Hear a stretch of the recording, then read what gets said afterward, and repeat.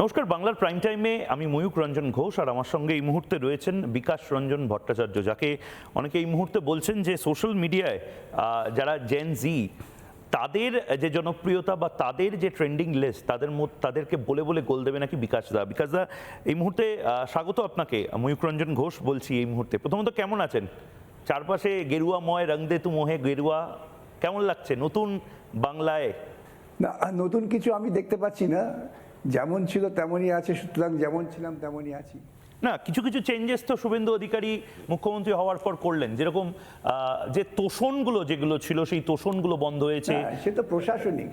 রাস্তায় এখন মানে প্রার্থনার জন্য রাস্তাকে ব্লক করা যাবে না, লাউডস্পিকার খুলে নেওয়া হচ্ছে, বুলডোজার চলছে, যে সমস্ত আবর্জনা চারপাশে ছিল সেগুলো পরিষ্কার হচ্ছে, গ্রেপ্তার হচ্ছে অনেকে।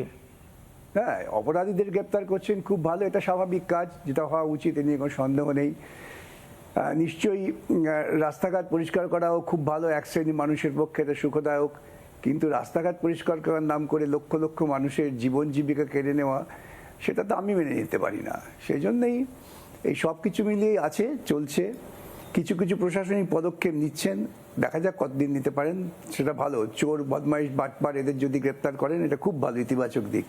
কিন্তু দেবরাজ চক্রবর্তীকেও তো গ্রেপ্তার করার একটা সম্ভাবনা তৈরি হচ্ছে। আজকে যদি বাংলার মানুষকে একটু ক্লিয়ার করেন, দেবরাজ চক্রবর্তী এবং অদিতি মুন্সি এদের আইনজীবী হিসেবে আপনি সওয়াল করেছেন? আমি একদম শুরু থেকে জানতে চাই।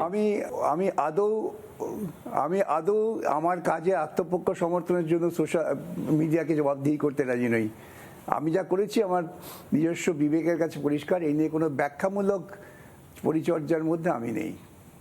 আপনি নিজে মনে হচ্ছে একটু বিরক্ত, যেভাবে আপনার পার্টিতে বা পার্টির বাইরে আপনার পার্টি দরদিরাও আপনাকে নিয়ে কটাক্ষ করেছে, মানে আইনজীবী হিসেবে করেছেন একটা সময়, জেঠমালানি বহু মানুষের জন্য লড়েছে, সে তো আপনারা মানে আপনার শুধু আপনারা বিরক্ত বোধ করছেন, আমি নই। না না, আমি বিরক্ত বোধ না, আমি তো মানে এর আগেও আমি দেখেছি যে অনেকের জন্য আপনি প্রফেশনাল লয়ার হিসেবে লড়েছেন, মানে এটা মানে আমি মানছি, কিন্তু সবচেয়ে বেশি প্রতিরোধ, সবচেয়ে বেশি সমালোচনা তো আমি দেখছি বামপন্থীরাই করছে। মানে সে কারণে আপনি কি এই বিষয়টা আর নতুন করে ফোরফ্রন্টে আনতে চান না? মানে ঠিক আছে, দেবরাজকে যেটুকু রিলিফ দেওয়া সেটুকু আপনি দিয়েছেন, এবার মুভ অন। শুনুন, যারা সমালোচনা করছেন তাদের সমালোচনার অধিকার আছে, সেই অধিকারটুকু আমি সম্মান করি।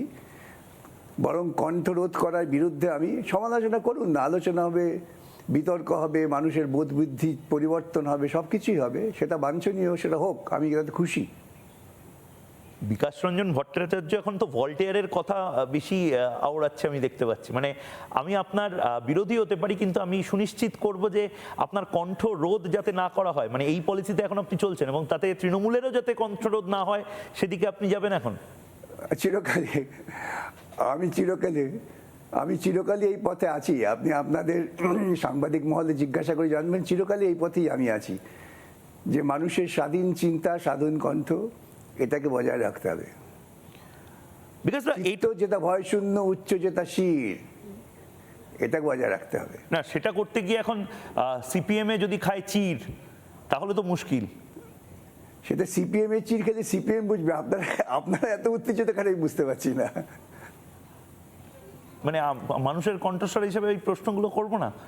আচ্ছা, এই একটা কথা আমাকে বলুন, দেবরাজ নিয়ে আপনি কথা বলতে রাজি নন, আমি বুঝলাম। হ্যাঁ, করছেন তো, কিন্তু হ্যাঁ, আপনি প্রশ্ন, ময়ূক বাবু, আপনি প্রশ্ন করছেন, আপনার স্বাধীনতা আছে। না, আমি এটা নিয়ে আর প্রশ্ন করছি না। আমি একটা টুইট বা একটা ফেসবুক পোস্ট যেটা ভয়ঙ্করভাবে ভাইরাল হয়েছে, অস্বীকার করব না, আমি নিজেও এই ফেসবুক পোস্টটা সকালে দেখেছি, অনেকটা পরে, 6 ঘন্টা পরে। শুভেন্দু বাবু, আপনি শুভেন্দু অধিকারীকে কিছু প্রশ্ন করেছেন। শুভেন্দু বাবু, একটু খোঁজ খবর নিয়ে দেখুন, তিব্বতের দলাই লামা সহ অনুপ্রবেশকারীরা তিব্বতের দলাই লামা সহ অনুপ্রবেশকারীরা ভারতবর্ষে প্রায় স্থায়ীভাবে বসবাস করছেন। সংবিধানের 21 নম্বর ধারা অনুযায়ী সুপ্রিম কোর্ট স্পষ্ট নির্দেশ দিয়েছে এই তিব্বতীদের সমস্ত সুযোগ দিয়ে মানবাধিকার রক্ষা করতে হবে। বাংলাদেশের বেআইনি অনুপ্রবেশকারীদের বিরুদ্ধে যথাযথ ব্যবস্থা নিন। আপনার বক্তব্য অমানবিক ঔদ্ধত্য প্রকাশ পেয়েছে, সংবেদনশীলতার সঙ্গে মানবিক আচরণ করুন। রোহিঙ্গা এবং বাংলাদেশি অনুপ্রবেশকারীদের সাথে একই পংক্তিতে আপনি দলাই লামা এবং বুদ্ধিস্ট রিফিউজিদের ফেলছেন। রিফিউজি আর ইন্ট্রুডার ইনফিল্ট্রেটর তো এক নয়। মানে আপনার মতন প্রাজ্ঞ একজন আইনজীবী কেন এরকম ইচ্ছাকৃত একটা লাইন লিখছেন? ময়ূকবাবু, উদাহরণ এবং তুলনা এক জিনিস হলো না।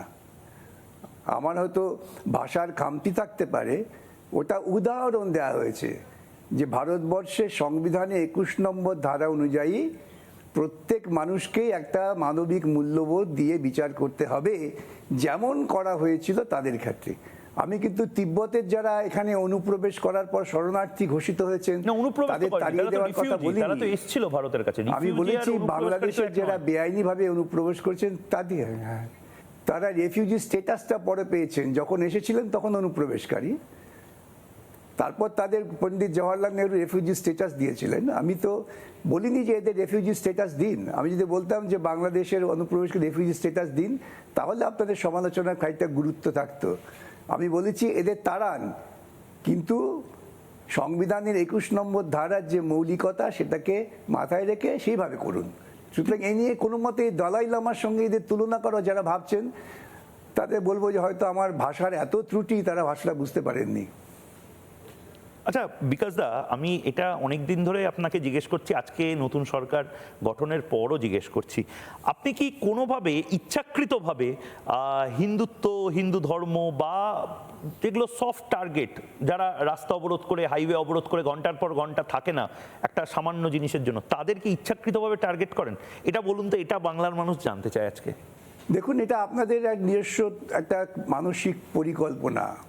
আমি কখনো কোনো ধর্মীয় আচার আচরণ, ধর্মীয় অনুভূতিকে আঘাত করি না। আমি ধর্মীয় মৌলবাদী চিন্তাকে আঘাত করি। মৌলবাদ ফ্যাসিবাদের জন্ম দেয়, এই নিয়ে কোনো সন্দেহ থাকার দরকার নেই। সেটা ইসলামী মৌলবাদ হোক বা হিন্দু মৌলবাদ হোক বা খ্রিস্টীয় মৌলবাদ হোক। আপনি কোথায় দেখেছেন? আমি বলেছি যে যখন মানুষ কেউ যখন পুজো করতে যাচ্ছেন, মৌলবাদ তো বটেই, যে অন্যকে আক্রমণ করা তার আচরণের উপর দাঁড়িয়ে এটা মৌলবাদ নয়। মানে একটা বাচ্চা আর একটা বিবেকানন্দের বিষয়টা যদি আলোচনা করেন তাহলে দেখবেন মৌলবাদটা কাকে বলে, সেখান থেকেই খুঁজে পাওয়া যাবে। না বিকাশ দা, কিন্তু লাস্কারে তৈবার একটা বাচ্চা একটা বাচ্চাকে মারলে মৌলবাদ হয় না। একটা বাচ্চা আর একটা আইসিস এর প্রধানও কোনো লাস্কারে নয়। ওহো, আবার ভুল করছেন। আপনি আইসিসের সঙ্গে তুলনা করছেন কেন? আপনি ভাবুন, একটা দলিত ছেলে সে পানীয় জল খেতে গেছে, তাকে পিটিয়ে মারা হচ্ছে, এটা কিসের? মানে আপনি ল এন্ড অর্ডার ভাবুন তো, আপনি নিজে বোরখা পরে সেজে গিয়ে কোন একটা মসজিদের সামনে, মন্দিরের সামনে, না না, ল অ্যান্ড অর্ডার মৌলবাদী দৃষ্টিকোণ থেকে তৈরি হচ্ছে। এই নিয়ে বিতর্ক হতে পারে, এই নিয়ে আপনার সঙ্গে আলোচনা আমি না। আপনি একদিন বিতর্কে বসুন, মৌলবাদ কি জিনিস, কত ক্ষতি করে, আর ধর্মীয় চিন্তা কি জিনিস, সব বুঝিয়ে দেওয়ার চেষ্টা করব। আচ্ছা বিকাশ দা, আমাকে একটা কথা বলুন, আপনি বুলডোজারের বিরুদ্ধে রাস্তায় নেমে গেলেন, তপসিয়ার বুলডোজারের বিরুদ্ধে আপনার দল, আপনাকে বলে লাভ নেই কারণ আপনি কোর্টে নেমেছিলেন, কোর্টে গিয়েছিলেন। আপনি সোনা পাপ্পু বা রাজু নস্কর, এই যে যাদের বাড়িগুলো ভাঙা হচ্ছে, তাদের বিরুদ্ধেও কি এবার যাবেন নাকি? মানে এই বুলডোজারের বিরুদ্ধে আপনি রাস্তা আটকে দিচ্ছেন বা স্টে অর্ডার নিয়ে আসছেন, এই প্রবণতাটা কেন? ওই বুলডোজারের প্রথম শব্দটা কি বলুন তো? বুল। ওই বুলত্বের বিরুদ্ধে আমি।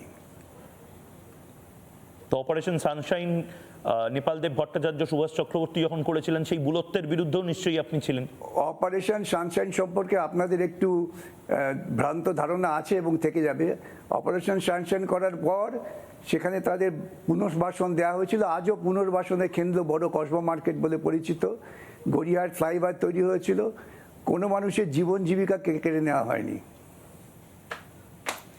বিকজ আমাকে একটা জিনিস স্পেসিফাই করুন, এই মুহূর্তে সিপিআইএম দল মানে একটা আসন পেয়েছে ফলতাতে এবং বিভিন্ন জায়গাতে একটা ন্যারেটিভ সেট করার চেষ্টা হচ্ছে যে আপনারা বিরোধী শক্তি হিসেবে উঠে আসছেন। আমি কি এটাকে সোনার পাথর বাটি হিসেবে ধরবো, না আবার একটা ঐতিহাসিক ভুল করছেন যেখানে হিন্দু কনসলিডেশন মোটামুটি 90% হয়েছে, এখনো 100% হয়নি, সেটা না বুঝে আপনারা ক্রমাগত হিন্দুত্বকে টার্গেট করে যাচ্ছেন, হিন্দুদের আক্রমণ করে যাচ্ছেন? এটা তো আপনাদের আরো মানে হিন্দু কমরেড যারা আপনাদের দল থেকে বেরিয়ে আসবে। মুশকিল কি জানেন, আপনি দুটো কথা ব্যবহার করেছেন, হিন্দু এবং হিন্দুত্ব। এই পার্থক্যটা আপনিও নিশ্চয়ই বোঝেন মনে প্রাণে, সেজন্য আপনার শব্দচয়নেই বেরিয়ে এলো হিন্দু এবং হিন্দুত্ব। আমরা হিন্দুদের বিরুদ্ধে নেই, আমরা হিন্দুত্বের বিরুদ্ধে। আপনি ঘোষিতভাবে বলছেন হিন্দুত্বের বিরুদ্ধে। আপনি নিজেই তো স্বীকার করছেন। আপনি আপনি হ্যাঁ বটেই তো, আমরা হিন্দুত্বের বিরুদ্ধে। আপনি যান না, আপনি পুজো করুন, কিন্তু মন্দিরে যান, কিন্তু কেউ বাধা দিচ্ছে না। কিন্তু আপনি মন্দিরে যাবেন বলে অন্য লোকের আপনি সে কি খাবে, জ্যান্ত লোককে পিটিয়ে মেরে দেবেন, এইটা হিন্দুত্ব। আজকে আপনার বাড়িতে কি খাবার আছে আমার পছন্দ না, আমি গিয়ে আপনাকে পিটিয়ে মেরে ফেলে দেবো, এটা মৌলবাদ। বিকজ বাংলার মানুষ এই মুহূর্তে যারা এই পডকাস্টটা দেখছেন শুনছেন, তারা আপনার থেকে কয়েকটা প্রতিক্রিয়া জানতে চান। প্রথম হচ্ছে এই যে এই স্লটার নিয়ে, গোমাংস নিয়ে একটা ইস্যু ক্রিয়েট করার চেষ্টা হলো যে বিজেপি এসেই নাকি গোমাংস খাওয়া বন্ধ করে দিচ্ছে। পরবর্তীকালে জানা গেল এটা 1950-র একটা আইন, একটা 1950 সালের আইন, যেটাকে ভিত্তি করে 2016, 17 বা 18, আমি মাফ করবেন এক্সাক্ট ডেটটা মনে পড়ছে না, সেই ডেটে একটা নতুন মামলাও হয়েছিল এবং তার ভিত্তিতে জাস্ট ইমপ্লিমেন্টেশন করছে এই সরকার। মানে আগের সরকারগুলো কোনো ইমপ্লিমেন্টেশন করেনি। তো এটা তো আপনারও উচিত বাংলার মানুষকে বোঝানো যে এই স্লটার হাউস নিয়ে যে কথাটা বলা হচ্ছে এটাই আইনত, বাকিগুলো বেআইনিভাবে করা হচ্ছিল। আইনত আইন বোঝাবার জন্য তো আদালতে গিয়ে আমি আইনের ব্যাখ্যা দিয়েছি।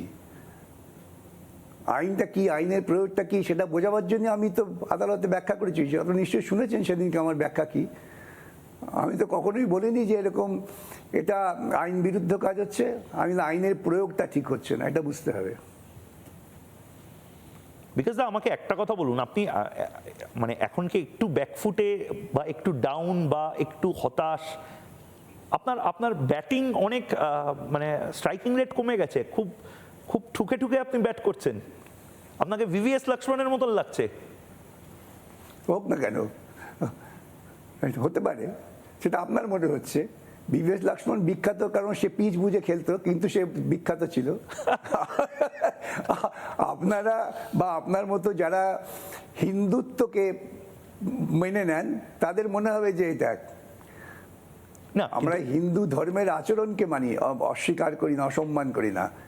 আমরা হিন্দু ধর্মের নাম করে বা ইসলামের নাম করে বা খ্রিস্টানের নাম করে মানুষের উপর জুলুমটাকে বিরোধিতা করি না। কিন্তু বিকাশ দা একটা কথা, আপনি নিজে একজন সেন্সিবল মানুষ, আপনি নিজে ভট্টাচার্য বামনবাড়ির ছেলে, মানে বাংলায় একটা অভূতপূর্ব হিন্দু কনসলিডেশন হয়েছে, এটা তো আপনি মানবেন না? এটা কেউ মানবেন না। হিন্দু কনসলিডেশন হচ্ছে কেন? যা জিনিস মানে মানুষ মনে করছে যে এটাই শেষ নির্বাচন ছিল। হোক না কেন, যাদবপুরে বিকাশ দা হয়তো বিজেপির এখন বিধায়ক, এটা আপনাকে মানতে হবে। সময়ান্তরে মানছি তো না, আপনি কি বলেছি মানছি না? মানছি, সেই জন্যই তো আমার লড়াইটা আরো তীব্র। আমার লড়াইটা এই জন্যই আরো তীব্রতা পাচ্ছে এবং সেজন্যই আপনারা বিরোধী শক্তি হিসেবেই তো আমাদের বারবার ধরছেন, অন্য কাউকে তো গুরুত্ব দিচ্ছেন না। আমরা তো সারাদিন তৃণমূল কংগ্রেসকে দেখাচ্ছি, কিন্তু আমি সোশ্যাল মিডিয়ায় দেখছি আপনি নাকি এরকম আভাস দিয়েছেন যে মমতা বন্দ্যোপাধ্যায়ও যদি অন্যায়ভাবে কোনোদিন একঘরে হয়ে যায় বা তাকে জেলে পাঠানো হয়, তার জন্য আপনি নাকি সওয়াল করবেন। এটা কি ঠিক না ভুল? মানে ফ্যাক্ট চেকটা অন্তত করুন। হ্যাঁ, এটা বোঝার চেষ্টা করুন। আমি বলছি এটা আজকে না, শুনুন, এটা আজকে না, এটা আমি আজ থেকে 1 বছর আগে থেকে বলছি। মানে আপনারা আজকে দেখছেন আপনি মমতা বন্দ্যোপাধ্যায়ের জেল যাত্রাও আটকানোর জন্য সওয়াল করবেন? তার রাজনৈতিক মতাদর্শ না, আমি সে কথা তো বলিনি, এটা আপনাদের নিজস্ব ব্যাখ্যা। আপনার ব্যাখ্যা আমার কথাটা পুরো শুনবেন, নিশ্চয়ই আপনি শোনেন, বুদ্ধিমান লোক, কিন্তু আপনাকে বিকৃত করতে হয় আপনার পেশার জন্যে। আমি যদি এমন পরিস্থিতি আসে যে ব্যক্তিগতভাবে মমতা অসহায়, তার কোনো অধিকার কেড়ে নেওয়া হচ্ছে, তার ব্যক্তিগত অধিকার, সেই ব্যক্তিগত অধিকার রক্ষার জন্য আর কেউ না থাকলেও বামপন্থীরা থাকবে, আমি থাকবো, এ নিয়ে কোনো দ্বিধা নেই। আমাদের কাছে মানুষ সবার উপরে। অভিষেক বন্দ্যোপাধ্যায় ব্যক্তিগতভাবে যদি একলা হয়ে যায়, অভিষেক বন্দ্যোপাধ্যায় এক ঘরে হয়ে যায়, তার জন্য এটা করবেন? তার মানে এখন তো তাই হয়েছে। যদি দেখা যায়, শুনুন, যদি যদি দেখা যায় ময়ূখ রঞ্জন ঘোষ তার ব্যক্তিগত কোনো অধিকার কেড়ে নেওয়ার চেষ্টা হচ্ছে রাষ্ট্রীয় তরফ থেকে, ময়ূখ রঞ্জন ঘোষকে কেউ সমর্থন করতে সাহস পাচ্ছে না, তখন জানবেন বিকাশ রঞ্জন ভট্টাচার্য আছে। না সেটা তো বুঝলাম, কিন্তু ময়ূখ রঞ্জন ঘোষ আর অভিষেক বন্দ্যোপাধ্যায় তো এক নয়। অভিষেক বন্দ্যোপাধ্যায়দের দুর্নীতির বিরুদ্ধেই তো আপনাদের লড়াইটা ছিল, মমতা বন্দ্যোপাধ্যায়ের বিরুদ্ধে কত না লড়াই ছিল। দুর্নীতি, হ্যাঁ, দুর্নীতি, শুনুন, এই দুর্নীতি সংক্রান্ত কোনো বিষয়ে তার পক্ষে দাঁড়াবার কথা নয়। আবারও বললাম যে ব্যক্তিগত কথাটা বোঝার চেষ্টা করুন, নিশ্চয়ই বোঝেন যে এমন যদি পরিস্থিতি হয় ব্যক্তিগতভাবে তাদের কোনো অধিকার কেড়ে নেওয়া হচ্ছে রাষ্ট্রীয় শক্তির দ্বারা, তার বিরুদ্ধে আমি থাকব। এই মুহূর্তে যে পরিমাণ দুর্নীতির খবর চারপাশে আমরা দেখতে পাচ্ছি, মানে ফাইল চোর গান বিখ্যাত হয়ে গেছে, তারপরে মমতা বন্দ্যোপাধ্যায়ের বিরুদ্ধে দুর্নীতি শুনুন, দুর্নীতির বিরুদ্ধে বলুন বিকাশ দা। শুনুন, দুর্নীতির বিরুদ্ধে লড়াইটা তো আমরা বামপন্থীরাই করেছি, তখন কোথায় ছিল বিজেপি? শুনুন, ওসব কথা বলে লাভ কি? এই সমস্ত দুর্নীতি 2011 সালের পর থেকে আমরাই করেছি। আজকে মানুষ খানিকটা উপলব্ধি করে তারা ভোট দিয়েছেন, তারা মনে করেছেন বিজেপি হয়তো তাদের রেহাই দেবেন, কিন্তু তাদের এই ভুল ভাঙতে বাধ্য, বেশি দিন সময় লাগবে না। সুতরাং দুর্নীতি নিয়ে আমাদের, আপনি বলবেন যে আমরা দুর্নীতির সমর্থনে আছি, এটা বোধহয় একটু বাড়াবাড়ি হয়ে যাবে। বিকজ যাদবপুরে হারলেন কেন? মানে যদি সেন্সিবল একজন পলিটিক্যাল অ্যানালিস্টের মতন জিজ্ঞেস করি, মানে আপনার মানুষ চায়নি, মানুষকে আমরা বোঝাতে পারিনি। না মানুষ কি, ওখানে তো বেশিরভাগ সিপিআইএম দলই, সিপিআইএম কর্মী। যাদবপুরে একসময় যৌথ ক্যাম্পেইন হয়েছিল। কে বলে আপনাকে এই ক্ষমতা, এই ধরনের মানসিকতা, এই ধরনের ভাবনা কে দিলে যে সবাই সিপিআইএম সমর্থক? যাদবপুরে যদি সবাই সিপিআইএম না হয় তাহলে আমি ভুল ভাবছি। আপনি জানেন, নিশ্চয়ই জানেন যে ইসলামপন্থীরা আমার বিরুদ্ধে, শুনুন, ভুলতে ভাবছেনই তো আপনি। কোনো মানুষকে মনে করবেন না যে তিনি কোনো একটি জায়গায় স্থির দাঁড়িয়ে আছেন, মানুষের মতামত পরিবর্তন হতেই পারে। ওই জন্য আমি এই ভোট ব্যাংকের থিওরি বিশ্বাস করি না। মানে মুসলিমরাও আপনার বিরুদ্ধে ভোট দিয়েছে আপনি বলছেন? সেগুলো তৈরি করা হয়, এই ধরনের একটা ন্যারেটিভ তৈরি করে দেওয়া হয় মানুষকে। দেবে না কেন? মুসলিমরা আমার বিরুদ্ধে ক্যাম্পেইন করছে, ইমাম ভাতা বাতিলের জন্য আমি লড়াই করেছি, এই সত্যটা বুঝুন। আর হিন্দুরা লড়াই করেছে কি, যে একজন মানুষকে পিটিয়ে মারা হয়েছিল, তার প্রতিবাদে গরুর মাংস আমি খেয়েছি। এই দুদল একসঙ্গে ক্যাম্পেইন করেছে আমার বিরুদ্ধে, একই সঙ্গে দাঁড়িয়ে, একই জায়গায়, প্রত্যেক পরিবারে গিয়ে। ওকে ভোট দেবেন না, ইমাম ভাতা খেয়েছে, ওকে ভোট দেবেন না, গরুর মাংস খেয়েছে। এই তো মৌলবাদ, এই মৌলবাদের বিরুদ্ধেই তো আমার লড়াই। যাদবপুরে প্রায় 60% হিন্দু উদ্বাস্তুরা রয়েছে, রিফিউজিরা রয়েছে। আমি জানি না আপনি নিজে এদেশীয় না উদ্বাস্তু, কিন্তু তাদের পালিয়ে আসতে হয়েছিল বিকাশ দা শুধুমাত্র নিজের ধর্ম বাঁচানো। বাবু, কিছু মনে করবেন না ব্যক্তিগত, শুনুন, আমি উদ্বাস্তু পরিবারের সন্তান। আপনি নিজে উদ্বাস্তু পরিবারের সন্তান। স্বজন আছেন যারা রাস্তায় দাঁড়িয়ে ফেরি করে তাদের জীবন যাপন করেন। ওইসব বক্তব্য আমাকে বলবেন না, বলছি তো, ওইসব বক্তব্য আমাকে বলবেন না, ওইসব সুরসুরি আমাকে দিয়ে লাভ নেই। না কি বলছেন? উদ্বাস্তু পরিবারের সন্তান যখন, মানে আমার বাপ ঠাকুরদাও যেরকম ঢাকা থেকে চলে এসেছিল, বাংলাদেশ থেকে আপনাদের পরিবারও নিশ্চয়ই চলে এসেছিল, কিসের জন্য চলে এসেছিল? এই কথাটা তো সবচেয়ে বড় ন্যারেটিভ হয়েছে এবারে। তারা, শুনুন, তারা এসেছিলেন, আমি বলতে দিন, এটা তো আমরা বুঝতে পারি না। আমরা চলে এসেছিলাম যে আমরা কোনো ধর্মীয় শাসনে থাকবো না, নতুন ভারতবর্ষ, একটা ধর্মনিরপেক্ষ ভারতবর্ষ, সেজন্যই চলে এসেছিলাম আমরা। এই জন্যে আসিনি যে ওখান থেকে আমাদেরকে খোঁচাচ্ছে। এখনো বহু লোকজন ওখানে আছে, আমারও আত্মীয় স্বজন আছে। ধর্মীয় শাসন ছেড়ে ঘৃণা ভরে আমরা চলে এসেছিলাম একটি ধর্মনিরপেক্ষ রাষ্ট্রে। এই বোধটা অনেকের থাকে না। বিকাশ দা, আমি জাস্ট আপনাকে একটা জিনিস জানতে চাইছি যে ওপার বাংলাতে বা ওই সময় পূর্ব পাকিস্তানে আপনার পরিবারকে কেউ মানে থ্রেটের মধ্যে রাখেনি? মাইকের থেকে কেউ চিৎকার করে বলেনি যে এখান থেকে বেরিয়ে যাও বা ধর্মান্তরিত হও? আমার আপনার পরিবার তো এই কারণেই চলে এসছে। আমরা কি এখানে কলকাতায় সস্তায় বাড়ি পাচ্ছিলাম? সে তো সর্বত্রই হয়। না না না না, আমার পরিবারের জন্য আসেনি, আপনার পরিবারের জন্য আসেনি। এটা জিজ্ঞাসা করুন বাপ ঠাকুরদাকে, তারা চলে এসেছিলেন যে আমরা ইসলাম লালিত দেশে থাকবো না, আমরা ধর্মনিরপেক্ষ শাসনে থাকবো, তাই চলে এসছেন। আপনি কি আমি জাস্ট একটা শেষ প্রশ্ন আপনাকে করছি, আপনি কি এখনো মনে করছেন, জিজ্ঞাসা করবেন বাপ্তা কুদ্দাকে, তারা সেটাই বলবেন। না আমার লাস্ট একটা প্রশ্ন আপনাকে, শেষ করুন। এই মুহূর্তে আপনি কি মনে করছেন যে 1% হলেও বামপন্থীদের চান্স আছে, যারা পশ্চিমবঙ্গে বামপন্থী হিসেবে কাজ করছে, তারা তো টুকরে টুকরে গ্যাং হিসেবেও কাজ করছে বলে অনেকে বলছে? শেষ প্রশ্ন। সে বলতে পারে।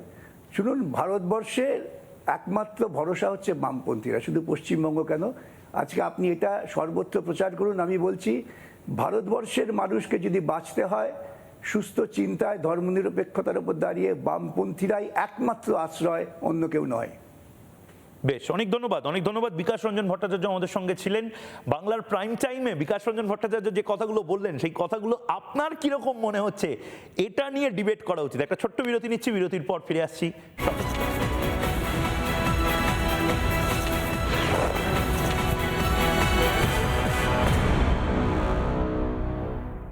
নানা ধরনের কন্টেন্ট দেখার জন্য লাইক করুন, শেয়ার করুন আমাদের ফেসবুক পেজ, সাবস্ক্রাইব করুন আমাদের ইউটিউব চ্যানেল। পাশাপাশি অন্যান্য ব্রেকিং নিউজের জন্য অবশ্যই চোখ রাখুন রিপাবলিক বাংলায়।